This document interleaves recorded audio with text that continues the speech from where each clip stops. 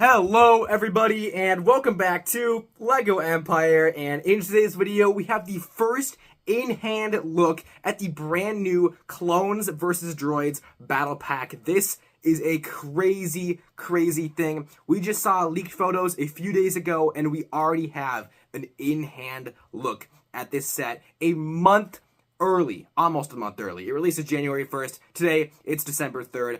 It's almost a month early and we have this set in hand already. So without further ado, let's get right into this. So here we have tons of pictures from an Instagram account named Bantha Toys, who actually found this set early at a store and has given us tons of high quality images for this set.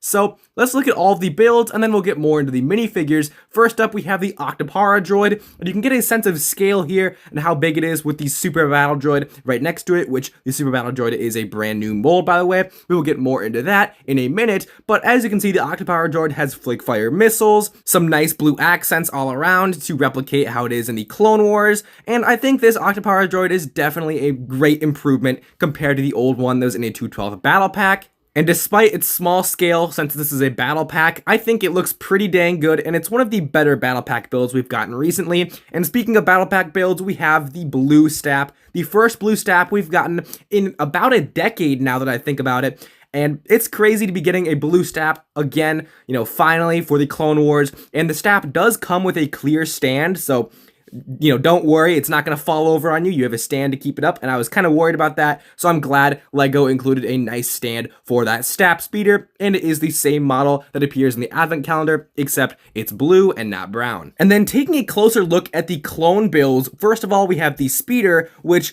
obviously, it sits pretty close to the ground. A lot of people were a bit unsettled by this and wondered why this speeder is so minimal and small and just, it doesn't really look good in a lot of people's eyes. And the way I thought of this is it's LEGO's callback to the original 2007 Clone Trooper Battle Pack. Now, that may or may not be true, but I think the general color scheme kind of looks very similar to the older speeder back in that 2007 Battle Pack. And I really like how LEGO is calling back, to that speeder, giving us some nostalgia. I don't know if that's the case. I don't know if that was LEGO's intention. Maybe LEGO just made a horrible speeder design on purpose, but I actually really like this speeder. It's a modernized version of the older one, and it has those stud shooters on the side, which some people are happy about, some people aren't. But regardless, I do like how you can fit two different clone troopers on the speeder. That is always awesome. You can have one in the back as a gunner, and then a clone driving the speeder, obviously. And I think that's a great detail. And then looking at the clone barrier here, it also has a stud shooter mounted on the barrier, and a great bonus of this barrier, much like, again, the original 2007 Clone Battle Pack, you can take those little shields off the barrier and use them with your clone troopers.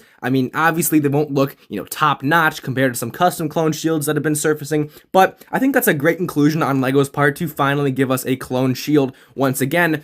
And then lastly, for the build, we have a nice little cargo box that, like I guessed, includes a thermal detonator. I literally called it in my initial leak video that it would include a thermal detonator, and lo and behold, I was correct. Now here's a comparison photo of the old Super Battle Droid versus the new Super Battle Droid. So the old one has that huge mold line in the lower chest, torso piece, which is not on the new one, which makes the new one look much better. And the new one looks way more refined. If you look at the torso especially, it looks much better. And now there is a mold line where the eye is supposed to be on the B2 Super Battle Droid. So I think that's amazing that LEGO took that mold line and, gave it a purpose, and it actually adds some really nice accuracy to this new mold. And it looks close enough to the old mold while also upgrading it. It's not like this is any emergency you need to replace all of your Super Battle Droids with the new one, but the new one is a welcome upgrade, and I really like that. It's a subtle upgrade, but it's still very good. And here's the back of the two Super Battle Droids. If you are wondering, the right one is the newer one and the left is the older one.